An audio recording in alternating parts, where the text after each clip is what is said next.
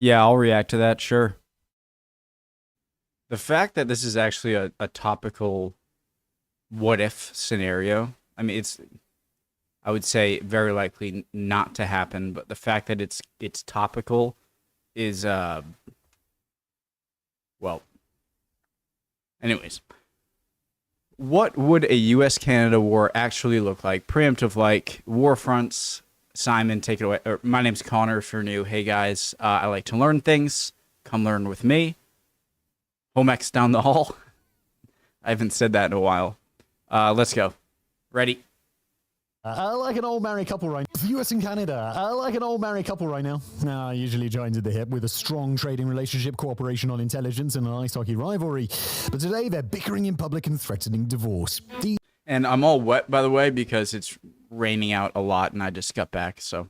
These bedroom arguments, but today they're bickering in public and threatening divorce. These bedroom arguments have gotten very spicy in recent months, with US President Trump calling for Canada to become the 51st state of the Union, an action that, if attempted, would no doubt lead to war. And that got us thinking, what if that actually happens? What if tomorrow Trump hit the red button and war broke out between the US and Canada? Where would the fighting happen? What tactics would both sides utilize?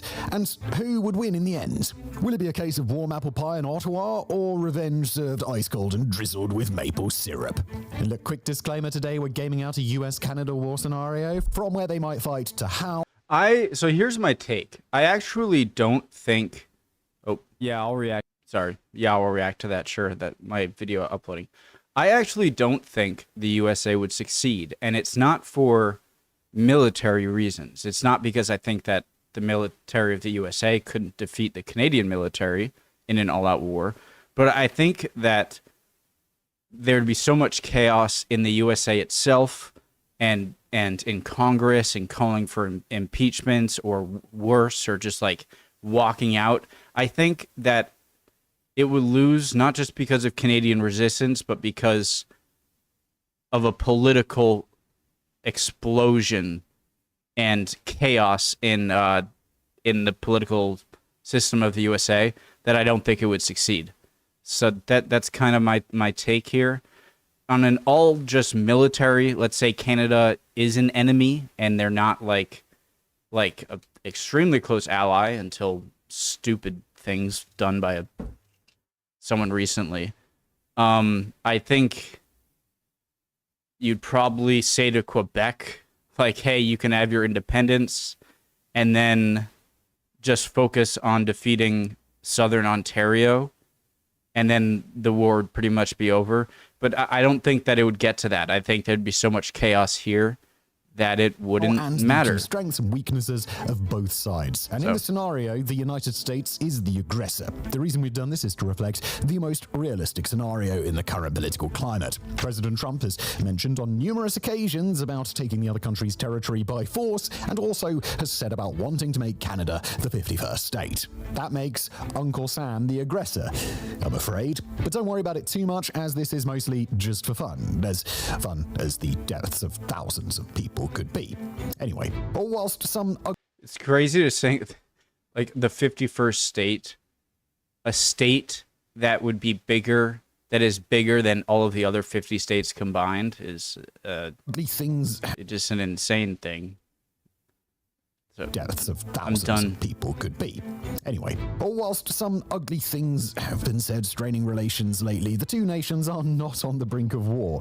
We can't speak for future events, though. We're good, we're just not that good. We're working on it. And finally, we're making this a 1 versus 1. There's no way to truly account for nations coming to Canada's aid. They might receive support or even covert arms from allies, but let's assume that this is the US versus Canada, and not the US versus Canada and all of its friends. Do you ever feel like you're reading 5 different versions of the same headline, and then you're still not really sure what actually happens? I mean, take this one, for example. Trump and Saudi Arabia announced a $600 billion investment deal. I mean, some US outlets emphasize the $142 billion in defense spending, framing it as a military alliance. Meanwhile, international headlines highlighted the broader economic ties, downplaying the arms angle entirely.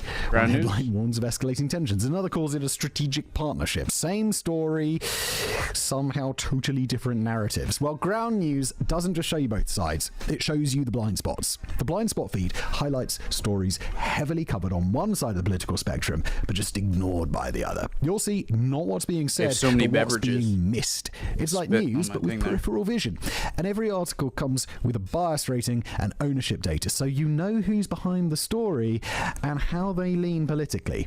So, all you need to do is go to ground.news/warfronts and you'll get 40% off unlimited access. Make sure, guys, if you're interested and you learned about it from here, watching me react to this video, make sure to use the promo codes and links, please. With the Vantage plan. See how global events are framed locally, save the stories that matter, and stop reading in the dark. Thank you to Ground News for sponsoring, and now back to today's episode.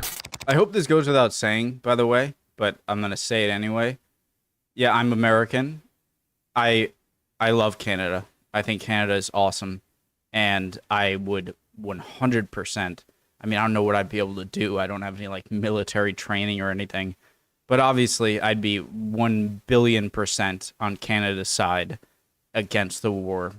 Obviously, I can't believe I'm uttering these words without it like a completely theoretical. Our guns, it's our crazy. Rounds, outnumbered, outplanned. No, we're considering this to be a traditional modern conflict with all the bells and whistles, guns, bombs, missiles, aircraft, drones, and tanks, certainly, but also economic implications, propaganda, logistics, energy, and supply chains. All that sexy stuff. But there's a lot to cover here, so let's start with some numbers. The US military budget in 2024 was just shy of $1 trillion, with a T. Meanwhile, Canada's defense budget is actually in the process of being reduced by up to $900 million by 2026. Overall, their budget was around $34.6 billion in 2024. Now, look, that is a lot of money, but it's around 30 times less than what America is spending. In terms of troop numbers, this comparison does not get easier to swallow for Canadians. Canada has around 60,000 readily available troops across its armed forces. Including reserves, that number creeps up to around 100,000. But the military is still considered to be understaffed. To make the understatement of the millennium, Washington, D.C. does not have that problem, with around 450,000 armed forces members. I heard something about Canada during World War I that I didn't know about. That scares me a little. This number, with around 450,000 armed forces members. But this number, if all reservists and National Guard were called up, could expand to over 1 million. So Canada is outnumbered and would likely need heavy conscription campaigns to raise hundreds of thousands of extra troops who just won't be that well trained. It's also hopelessly outgunned. Canada has 74 main battle tanks, while the US has, wait for it, 9,100 of them. The Royal Canadian Air Force has around 400 very outdated aircraft, while the US has over 5,000 top-of-the-line airframes. That's without even mentioning the US Navy. It ain't close. You get the idea. For everything the Canadians have, the US has about 100 times more. Now, we could compare numbers all day, but we just wanted you to have an idea of the force imbalance that we're looking at here. It's absolutely enormous. So, I think the biggest, the Achilles heel of Canada, so wipe away all the political craziness of this comparison here, right? Obviously, but just theoretically, the biggest weakness of Canada is the fact that the vast majority of its population and industry and infrastructure is so close to the American border. So it's not like you can be like the Soviet Union, where, for one, like say the Nazi Germany invading the Soviets or Napoleon invading the Soviets, whoever, that you have to go a very long way across Central and Northern Central Eastern Europe. But then Moscow is quite a bit inside of the Russian border itself. And there are a lot of other cities in Russia that have industry that are further east. And so Canada, that's the big Achilles heel I'd see in a conflict with America, is that there's not much area to like retreat to where you'll have infrastructure for, you know? Where would all that equipment even be sent? The US-Canadian border is the longest in the world. That's a lot of choice for where to attack and not enough resources to defend everything at once. So where would the most important theaters of this war be fought? Right here. Right here. Like, make a peace treaty with Quebec or something. Maybe Quebec will just say, F you. We're still Canadian. If you attack Canada, you're attacking us too. But this area right here would probably be the most important. And maybe the West Coast and British Columbia as well. Yeah. Most important theaters of this war be fought. Order disorder. All right, so if a war between the US and Canada kicked off tomorrow, where across that almost 9,000-kilometer border would we likely see the most And to fighting? Edmonton, now, Calgary. Fighting could be on the border itself, and we know this is the heavy-hitting analysis that you come for, but this actually does matter quite a lot for the potential conflict here. Across the south of Canada, the more temperate climate closer to the border means that most people, infrastructure, and cities live within about 100 kilometers of it, including the national capital of Ottawa. Across the border, you would expect to see skirmishes where military advantages can be pressed. For example, the waterways of Lake Michigan, Superior, Huron, and the St. Lawrence River all provide natural boundaries from which the Canadians can attempt to defend their lands. And with the border so close to the capital, as well as the strategically significant cities of Montreal, Toronto, and Quebec, you would expect a lot of fighting in this pretty populated zone. If the US can capture Ottawa quickly, they would potentially be able to end the war before it even started. Meanwhile, a general push from the US would also likely seek to capture other infrastructure further west. The second area is on the border with Alaska. Yeah, the problem with this is that obviously it's big because you can push a second front, but this is no man's land. This area of Yukon Territory, Northwest Territory, obviously none of it. I mean, the northern Saskatchewan, northern British Columbia. I mean, yeah, Alaska borders Canada for a second front, but it also borders like the most scarcely populated, unimportant areas, you know? But you probably want to invade from the south of Alaska right here and invade from the north of Washington State to kind of meet up and cut off this area.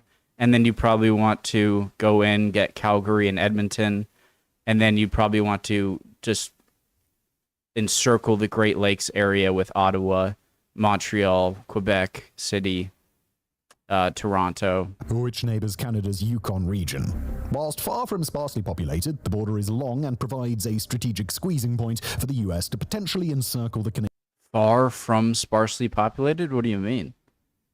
The border is long and provides a strategic squeezing point for the US to potentially encircle the Canadians from the north. The terrain here is a killer, and the fighting would Northern be slow, Rockies, but potentially important. The third region to see fighting would be Canada's Arctic territories, where gaining a grip over the resources and access to the wider ocean is invaluable. Fighting here would be more about both sides trying to deprive the enemy of potential defensive resources and trade routes. Finally, the Atlantic and Pacific Oceans would also see their fair share of conflict. The US Navy will want to place its ships in areas to harass Canadian forces and bomb key installations whilst also suppressing their boats. The Canadians may try to get out to sea on both sides, but whether they do or not may be down to operational readiness and speed, with coastal defenses being a key feature. Alright, so that's the where of this conflict.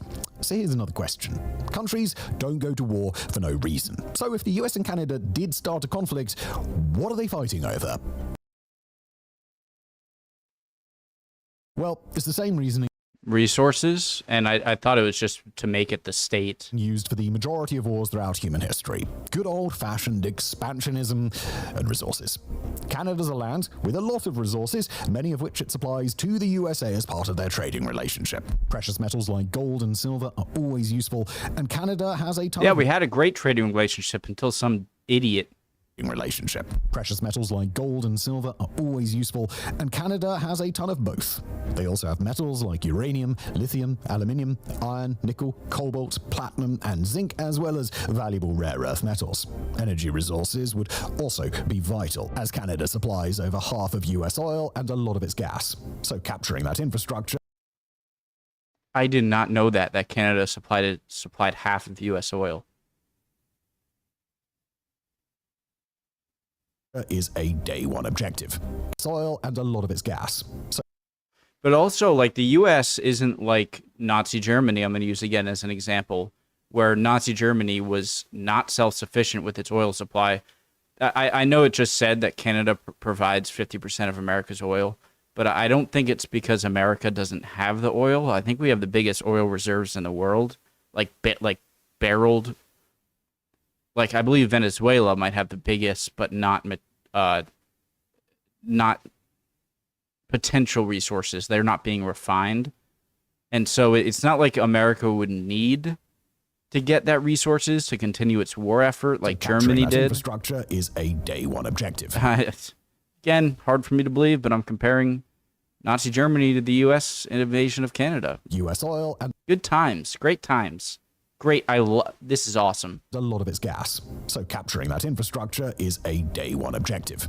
Canada also has a lot of lumber, potash, oil sands, and maple syrup, all extremely lucrative resources in the right hands.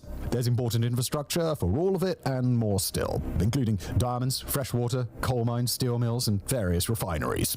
The US would like to capture any and all of these resources across the nation to continue to enrich itself and make up for the drop in trade. So, where the US attacked would depend on which resources Washington sought to prioritize.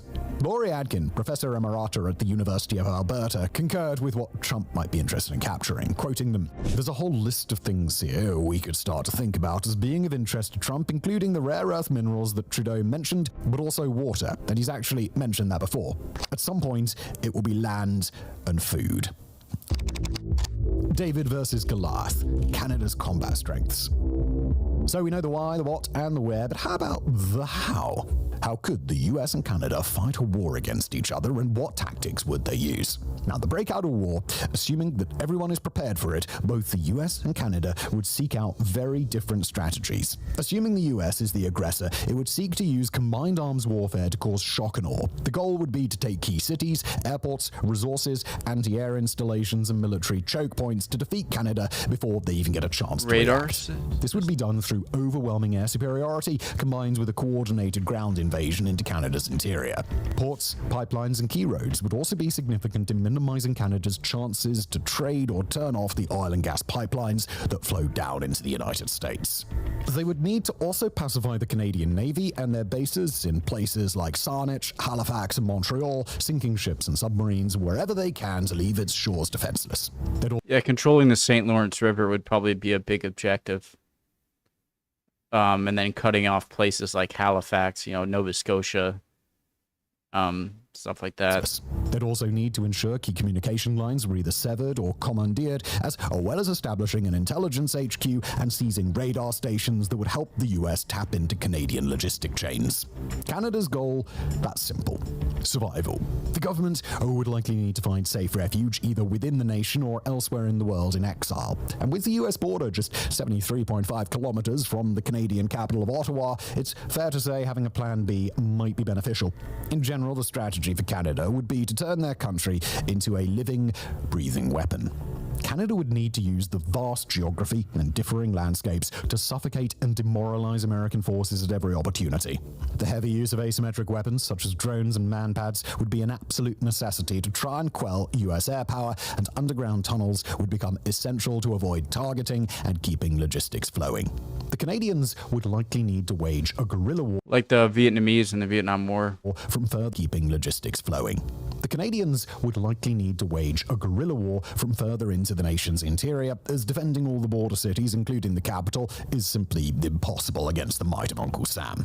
Meanwhile, key efforts would need to be made to attack the logistical base of the behemoth that is the US military.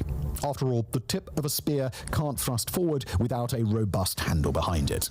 One would expect Canada to target fuel depots and supply trucks, sabotage pipelines, assassinate major military figures, disrupt communications, and use the terrain to their advantage to bleed the US forces dry at every... You'd probably want to do like your best, anything that you possibly have to try and like assassinate leaders, because it's likely that the ones starting the wars are the ones like, I'm afraid to say that this because I'm afraid the FBI, it's a theoretical scenario, obviously, but would be to just like try your hardest to go after military officials and high-ranking politicians who are pro the Ukraine invading Canada, so that new leadership can get in who aren't as hawkish, you know. Step. All right, so those would likely be the general goals and how both militaries would aim to complete them. But how do you apply this context to both nations' strengths and weaknesses? When fighting on the ground, how could both militaries try and exploit gaps to turn the tide in their favor? Well, let's start with those lumberjack-looking, polite society enjoying, not real bacon-eating Canadians, shall we? What key strengths in a full-on war with the United States could Canada use to its advantage? Now, the first is the terrain. As we've established, with the US being the larger force and with a president actively advocating to drag Ottawa into the Union kicking and screaming, it would likely be the aggressor. With their overwhelming numbers, US forces would find themselves in the Canadian interior. Now, Canadian geography is both vast and varied, and not only are Ottawa's forces well equipped to handle the different environments in which they train and live, they also have home field advantage in knowing the best and most defensible areas, including local context a foreign soldier reading a map simply cannot get. As a result, the smaller Canadian forces would likely be able to maneuver around the battlefield quicker than the large and lumbering US military. The addition of tunnels and subterranean warfare also real important here. That variance is also a problem. Near the border, you have densely built-up cities and population. What a beautiful building. Centers. You would also, Canada would probably have to rely on countries like, wait, did you say this scenario is without foreign interference? I was going to say like NATO, you know, European NATO countries and America have been helping Ukraine, and not necessarily boots on the ground, but equipment and, most importantly, I'd say, like reconnaissance technology to help them like pinpoint important targets and personnel that might need to be taken out. When every building. By the way, just such a beautiful building. Like, beautiful building. How have I never seen that? Of densely built-up cities and population centers. When every building is a staging ground for a potential ambush, the Americans will have no choice than to either bomb the cities flat, destroying valuable infrastructure they could use and causing massive optics problems, or else to clear the way house by house, street by street, sustaining casualties every step of the way against an equipped and dug-in opposition in strategic choke points. It's like Iraq, just colder.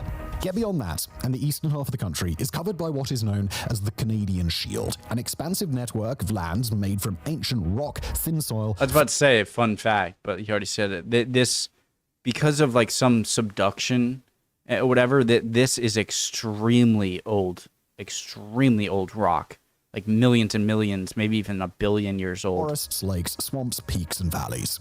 This is incredibly difficult terrain to fight in, giving the Canadians even more of an advantage. The problem with that is that you would need logistic supply support for the Canadians fighting in the Canadian Shield. Yes, it's very well defendable, but how much good does that do you if you don't have the means to resupply and have, you know, some production value up here? Made from ancient rock, thin soil, forests, lakes, swamps, peaks, and valleys. This is incredibly difficult terrain to fight in, giving the Canadians even more of an advantage.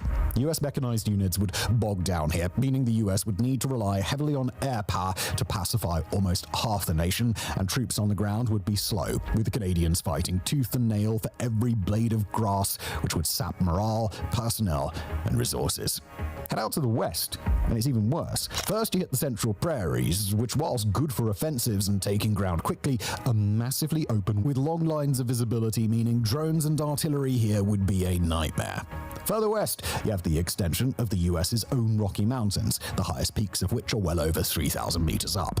Mountains give the defenders a visibility and range advantage, and they are extremely useful for digging in and being stubborn, which is a Canadian national sport. The US struggled enough in Kandahar for similar reasons against the Taliban, and the Canadian military is bigger, more disciplined, and better equipped. Go north and you hit the Arctic territories, which will be its own... The difference there is that Afghanistan's on the other side of the world, and Canada is right there. And you don't have to fly troops to resupply. You just move it to your top special orders. brand of And also, I feel like the best shot for an invading army from America into Canada would just be to ignore any resistance that's too far up north in these battle regions and work on subduing Toronto and Calgary and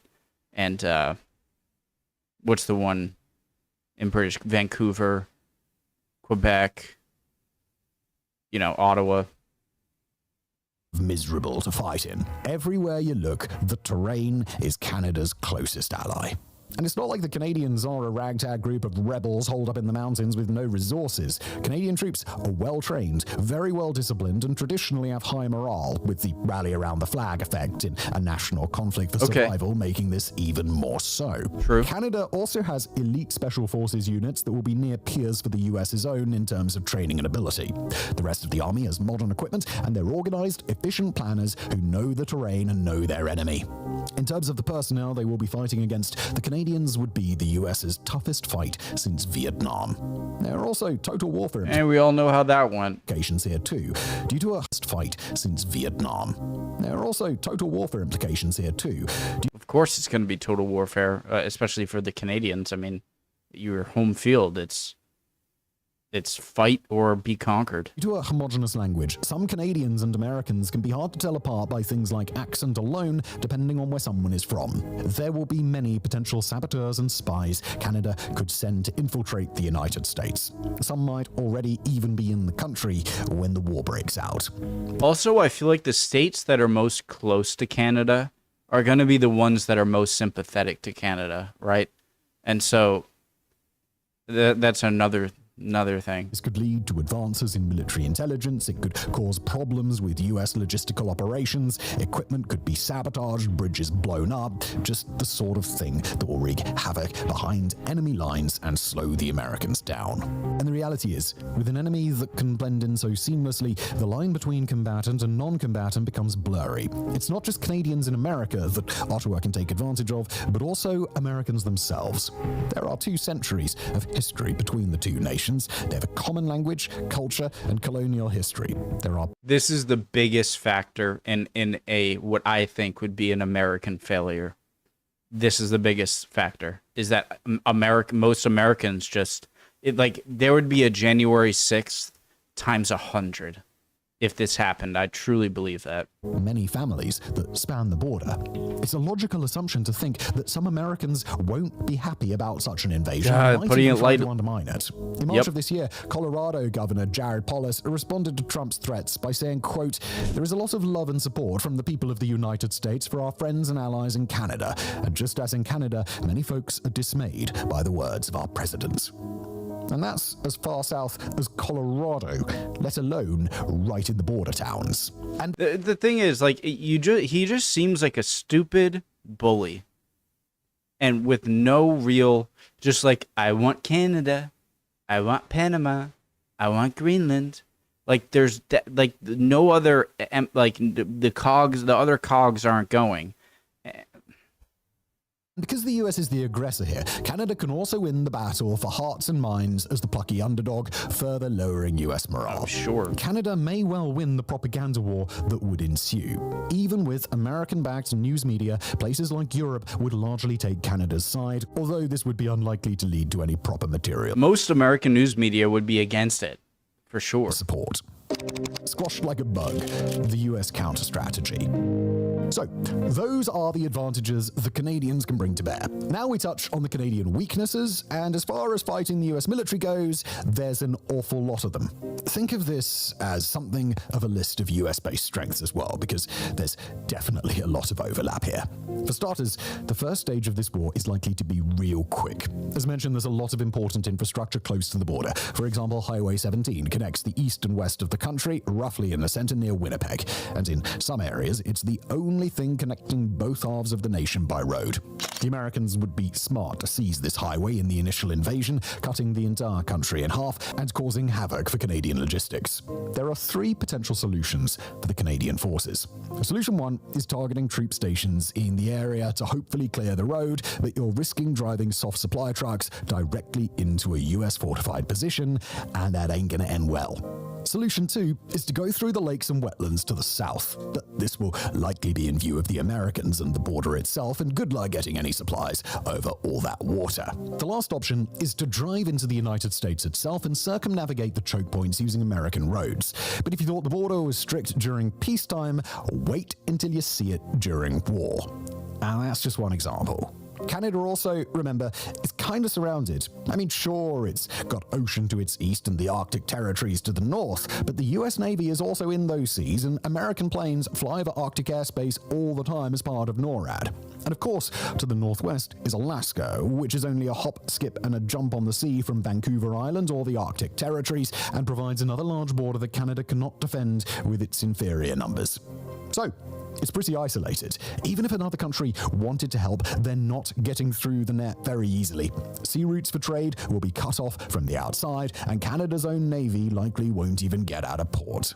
And of course, Canada's main weakness is that it is massively outgunned and outmanned with strength ratios of 10 to 1, and that's just the armies, let alone the rest of the forces.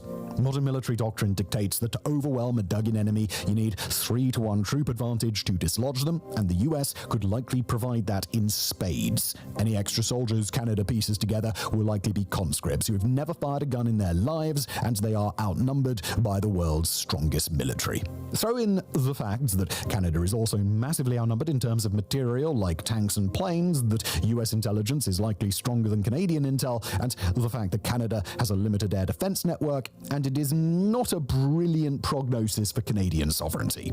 The US will also be able to wage combined arms warfare in a way that Canada never could. Drones, AC-130 gunships, F-35s, Apache helicopters, cyber attacks, economic and trade warfare, espionage, assassinations, you name it, Canada is going to be getting it from every angle. Oh yes, and speaking of Americans, what about those cheeseburger-eating, Amazon-shopping baseball lovers? What do their strengths and weaknesses look like in a war against Canada? Well, as mentioned, their strengths are overwhelming firepower, air superiority, technology, discipline, training, and organization. A well-kitted out fighting force of American battalions storming to the border might make the average Canadian feel like the Great White North was about to meet a great white shark. However, there are bound to be some exploitable weaknesses in America's potential invasion of its hat. And when you're on your own against the strongest fighting force history has ever witnessed, you're going to need every advantage you can muster. Whilst the US are used to fighting in different climates across the world and have specialized units specifically equipped to deal with the kind of terrain they would experience in Canada, the conditions do suit the Canadians better. They're just more used to it, and a lot of the US's best ground equipment can't travel easily in a lot of Canadian land. It could, in the right circumstances, mirror a modern version of the Winter War, in which Finland fought off overwhelming Soviet firepower with knowledge of the terrain and a familiarity with frozen conditions. The Soviets were no strangers to that kind of weather. I was going to say a better comparison, again, might be the German army going into Russia, where Russia was much more experienced with winter war and war in cold weather. The Germans weren't. Famously, the Germans weren't supplied with a lot of winter weather clothing, and the Soviets took advantage of that. And yet the Finns leaning into the environmental advantage led to mass Soviet casualties. It could be the case for Canada too, but technology has come a long way since then, which may give the US innovative new ways to solve old Soviet problems. The danger in being a massive and occupying force is that you're a big target. So the US will be more vulnerable to asymmetric styles of warfare like in Vietnam, Iraq, and Afghanistan. IEDs, a main staple in all those conflicts, accounting for large numbers of US casualties, will be important in Canada as well. Cyber attacks or attacks on US infrastructure will disproportionately affect the home front. And that home front is going to matter to an American population who have seen their military storm into several countries over the decades. They've seen the script before, get bogged down while their servicemen and women are slaughtered for years, only to pull out with nothing to show for it but a bunch of bodies, a country that hates them, and a mission accomplished banner. And this brings to light one of the US's biggest weaknesses: time. The home front is going to feel the war more acutely than any war the US has fought since World War II because it's right there on their doorstep. The pressure would likely mount as the international community decries US actions. Being seen as the aggressor would be an optics nightmare. Combine that with the potential of occupation fatigue and the hell that is guerrilla warfare against an opponent with near-peer training equipment and tech who knows US doctrine intimately, having fought together in the past, and the war would likely become unpopular very, very quickly. And this means that they would need to end it as soon as possible. The longer the Canadians can delay and to trick the Americans, the worse it becomes back home. And that is what could actually lead to Canadian survival. The average American may also acutely feel the economic effects of going to war with your biggest trading partner. Sure, Canada would be economically devastated by such a conflict, but Canada provides an awful lot of resources to the US, whether it's natural resources like oil and gas. Not to mention a giant economic worldwide collapse of economic depression, that a major world economy being shunned would obviously hurt the USA, but would hurt the whole world economy. So that would hurt the USA, and obviously a complete cutoff of trade with Canada as well. The risk is so high, and it takes a madman to initiate this stuff. Through their many Oh, wait, one of those is pipelines that feed the US to the US. Whether it's natural resources like oil and gas through their many pipelines that feed the US, Canada is the US's #1 supplier of crude. But there's plenty more. Agriculture and food products, fresh water from their many lakes, diamonds and uranium. Canada even supplies a significant amount of hydroelectric power to US cities like New York. The US will simply not be able to pick up the slack on all sides when that goes away. It's also why it would be critical for the US to capture such resources to keep the lights on. The longer the Canadians hold out, the worse the economic bottleneck gets, and the potential massive logistical operation that is the US military could slow significantly, if not grind to a halt altogether. Now, this would only likely be a short-term issue, as the US would likely still be able to trade thanks to its huge navy. So, all it would need is a nation willing to sell Washington some critical goods until US production can rise to meet the level required. But that's not necessarily easy when you've just become a global pariah, and as we've established, time is crucial here. From a combat perspective, there could also be a concern of captured US equipment being used against their own forces.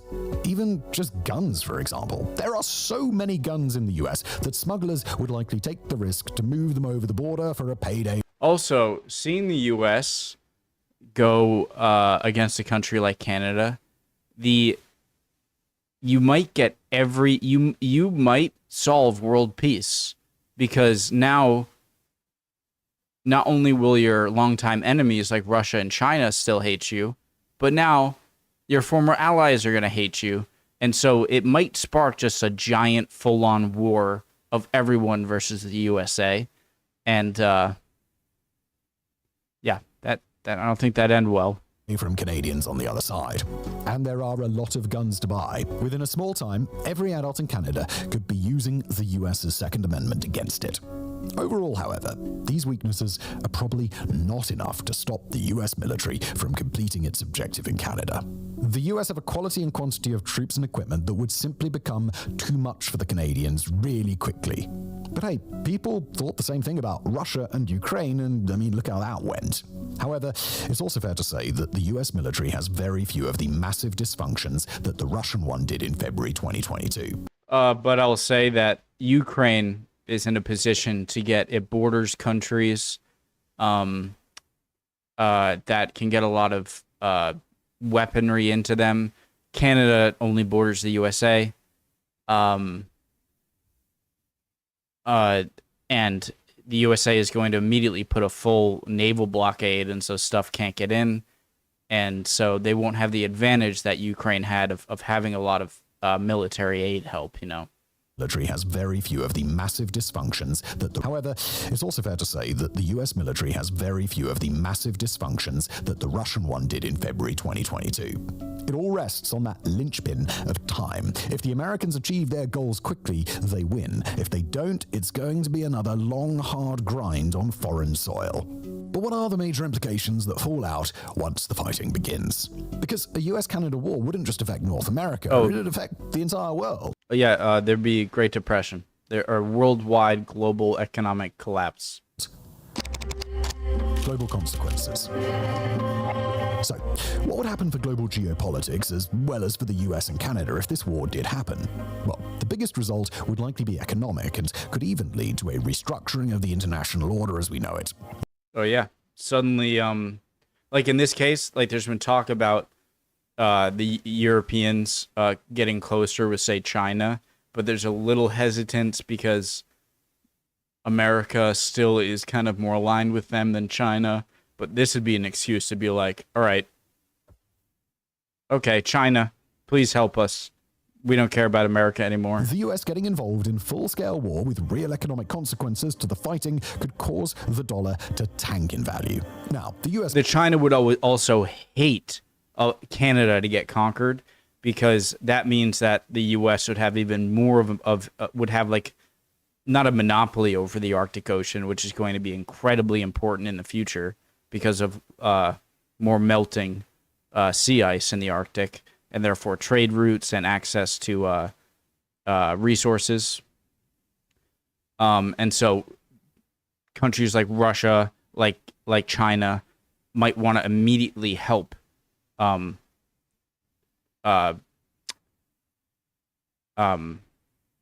Canada a lot, just so that America doesn't get that as well. This would be so disastrous for the USA, regardless of how successful the military operation would be. Its military-industrial complex could go into overdrive and keep the war economy stable. Then children in schools would need to start pledging allegiances to Lockheed Martin. But across the board, it's likely that global trade would be down with the United States as nations would seek to punish Washington. And it doesn't matter how much you build if nobody's buying. Such economic turmoil could allow nations like China and Russia to rise into the gap as the stable hegemon for other parts of the world, whilst the US is distracted. China and Russia have been trying to topple the hegemony of the US dollar for years, but a war with Canada could create the opportunity to do it. Nations that want to see the US weakened could overtly or covertly supply Canada as they continue to try and bleed the Americans dry, like the Chinese shipping arms through the Arctic, for example, as it would be in Beijing's interest to do so. Adding fuel to the fire would continue to weaken the US whilst its adversaries only got stronger. If not totally flipping the international order completely, war would likely continue the move the world... This is what makes me so mad. It's so maddening about Trump's stupid talks. Like how he treats Zelensky, one, but stupid talks about like taking Panama, taking Greenland from Denmark as their territory, taking Canada. It's like he just sees it as a business transaction. It's like no nuance, no in-depth thinking of consequences, no contemplation of consequences. It's like, oh, Canada, big, weak, lot of stuff. That means obviously the answer is take it. He doesn't even think about this stuff. Has been making from a unipolar to a multipolar one. And that perspective in the international community is likely to really matter as other nations reel from the dollar's crash. Long term, for the US and Canada, however, things would be even worse. Both nations would have lost their most valuable ally and closest trading partner. The defensive solidarity of North America would be shattered, with NORAD left completely in tatters. Russia would likely gain prominence in the Arctic, whilst NATO fractured. However, as this would be an internal dispute between two NATO members, no nation would be required to come to Canada's aid with Article 5. Interesting. And to be honest, not many nations are going to give more than moral support with... Wait, no, I wanted to hear why. Is there something in Article... This would seem so weird. Is there something... It would be so weird for them to put something in Article 5 of NATO that says an attack by one country in NATO is an attack on all countries in NATO, except if it's two NATO countries going against each other. Like, that can't be in Article 5. And so that seemed like, so why wouldn't that be the case? An internal dispute between two NATO members, no nation would be required to come to Canada's aid with Article 5. And to be honest, not many nations are going to give more than moral support, with the risk of the US military turning its tax dollars on them too. France have suggested the idea of sending French troops to Greenland in the wake of the US's ambitions to take the territory for themselves. Logic I love France. States that they could consider the same for a francophone nation like Canada, even if it did not turn the tide. They could consider the US's ambitions to take the territory for themselves. Logic dictates that they could consider the same for a francophone nation like Canada. Even if it did not turn the tide of this hypothetical conflict, it could delay the US enough to turn the home front against the government. But it's a big risk to go to war with the US for the good of another country when you stand a good chance of getting wiped out, all just to delay a conflict that many might well prefer to end quickly. So, Canada itself would likely be occupied by a hostile force, and a guerrilla insurgency would probably follow as Canadians fought for liberation. In both nations, tourism and skilled labor would decrease, there would be a brain drain which would further hurt both economies' long-term prospects. Europe would, as a result, be forced to stand alone or find uncomfortable new allies. China. It's a pretty bleak outlook for the Western world and its allies if this war was to ever come to pass. Now, sure, on paper, the US military would likely win. People may chant, USA, USA from the rooftops as the American flag rises over Ottawa. But don't think that means the US won. Sure, in total military terms, victory might almost be assured, especially within a shorter time frame. But in the long run, the US would suffer a devastating strategic I would loss. not be chanting USA. I would be doing this.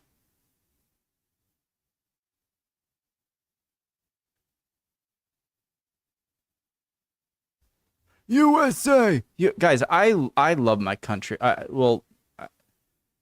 can't believe I always never hesitate to say I love my country, but with stuff like this, I'm like, wait, dude, I love New England, okay? But this will be my final kind of statement, so I'll let the rest play. But on paper, a full-on war between an America ready to fight Canada and like everyone on board in Canada to defend against America, no, like full-on war. America wins very quickly. But in reality, America would not succeed, in my opinion, because, most importantly, of the domestic response in America. Like, I can't, like, January 6th, like, there'd be that times 1,000. And the Trump administration would not last more than a few days, or however long it takes people to congregate. And a lot of people, especially in the north of the United States, are much more sympathetic to Canada. They have more ties, both business ties, cultural ties, and familial ties, that, like, there would be so much outrage that the war would be lost by Canada would succeed in defending itself against America, not because of Canadian military, but because America falling into chaos and the response being so negative that it would not succeed. Like, that's my opinion there. With its allies in ruins, its economy a mess, its currency devalued, its people dead, its soldiers stuck in a dangerous insurgency, and its adversaries rising on the world stage, it's all looking rather bleak. So let this be a forewarning to what unchecked expansionist ambition can lead to. It's not all new golden ages and problems magically solved. It's just suffering, further embittered by selfish reasoning. Because if there were truly to be a war between the US and Canada, there would be no real winners. It was US President Abraham Lincoln Canada might be the winner in the end, who said the famous words, "A house divided against itself cannot stand." And war in the West wouldn't just divide the house, it would completely knock it down. Thank you for watching. Like, people would probably rush the Capitol, they'd rush the White House in mass, so the Secret Service couldn't do anything. They probably light the building on fire. And I bet you a lot of Americans would go to Canada to fight. And a lot of Americans would just be so infuriated, right, that it wouldn't happen. So on paper, yeah, the American military is too strong against Canada. In reality, it's not winning, in my opinion. Love y'all. Hope you guys are all doing well. It's crazy that this is a semi-relevant content video. But it is. And love War Graphics. Love you guys. Hope everyone's doing well. If not, chin up. You'll be good soon. Don't worry. Emotions are fickle. I really do care about that. Care about you guys. And I'd appreciate any comments down below. If I said anything you disagree with, let me know. And hopefully I'll see you guys next time. We'll keep on learning. Bye, guys.